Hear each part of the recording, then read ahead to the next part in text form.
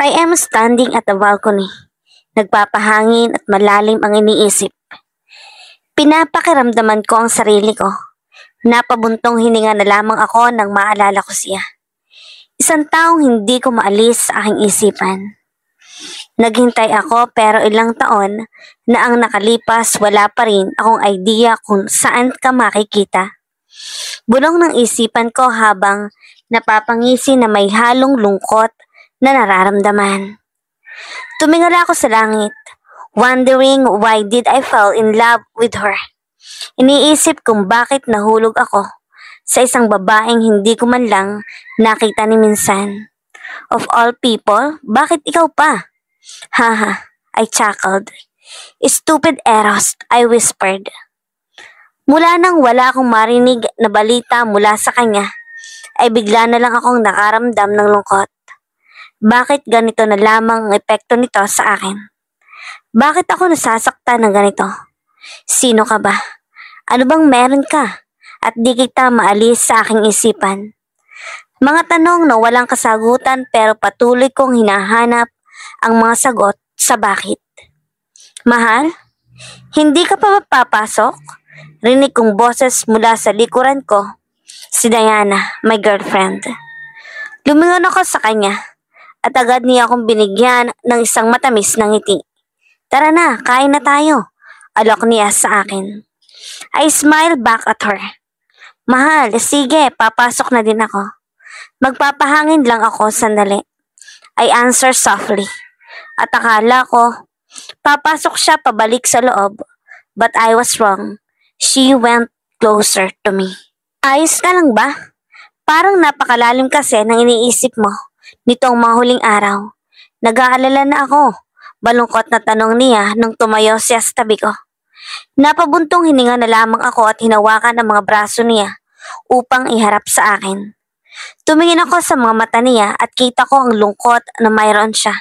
Kaya naman hinawakan ko ang pisngi niya at unti-unti kong inilapit ang ulo ko at hinalikan siya sa noo. I glanced at her face again and smiled. I'm fine, Diana. You don't have to worry, okay? Mahinang sabi ko. And I get surprised when she unexpectedly hugged me, na siyang dahilan para makaramdam ako ng tinik sa puso. But what hurts the most when I call her calling my name?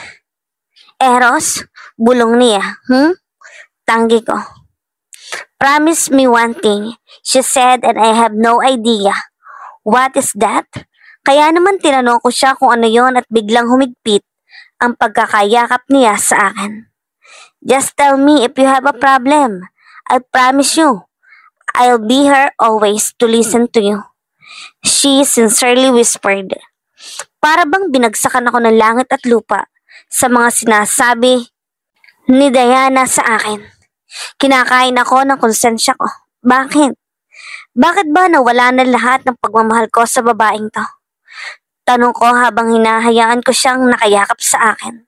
Hindi ba matagal mo siyang pinapangarap? You waited for 2 years, Eros, just to get her sweet yes. But after 6 years, bakit tila wala lang na parang bula? Ramdam ko ang pagmamahal niya sa mga yakap niya.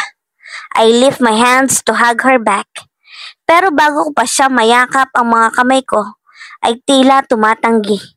Tumigil ito at ibinaba ko ang mga kamay ko. And then I sigh, what am I supposed to do? Kumalas siya sa pagkakayakap sa akin at bigla niya akong hinalikan sa pisngi. Hihintayin kita sa loob, ngiting sabi niya. Tumango ako at agad naman siyang bumalik sa loob. Habang ako naman ay sinundan na lamang siya ng tingin. Huminga ako ng malalim at binunot ko ang isang sulat at hinawakan ito ng mahigpit. If I won't get to know you, why don't we have to meet this way? I thought as I stared at these letters. Bago pa ako makaramdam ulit ng lungkot ay tumayo ako ng tuwid. Eros, come on, be a man, I said and went inside the house. I see Diana laughing together with her mom.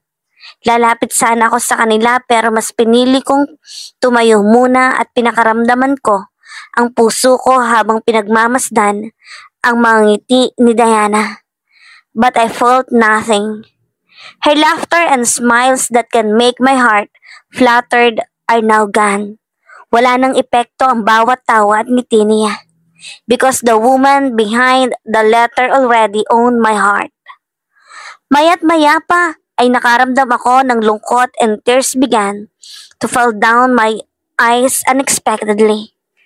Pero nang mapansin kong titingin sa direksyon ko si Diana, agad akong tumalikod at pinunasan ang mga luha ko. Mahal, tawag niya sa akin. I sighed deeply and smiled as I faced them. Halika dito. Dito sa tabi ko, tawag niya muli sa akin. At agad akong sumugod at umupo sa tabi niya. Mahal, what do you want to eat? I'm fine. Ako nang kukuha ng pagkain ko. Sagot ko, but her mom insists. Just let her Eros, your visitor here. Tita May said, Diana's mom, but hindi na ako nakapagsalita at hinayaan na lamang si Diana. Sabi ko kasi sa'yo ako nang bahala. Biro ni Diana at nagpunta na sa kusina. So, how's your job, Eros? Tita asked. I smiled. It's good, Tita. I'm planning to go to US next year. For seminar, I answered. Wow, that's great. I'm happy for you. She excitedly praised me. Thank you po, Tita. My daughter is really lucky to have you. She added, and I'm speechless. For a moment as my heart tightens. Gusto kong tumakbo at lumayo.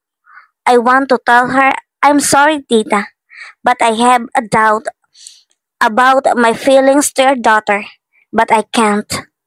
Ngumiti na lamang ako at dinadasal na sana matapos na ang gabing ito, nang hindi na madagdagan pa ang sakit at konsensya na naninirahan sa puso't isipan ko ngayon.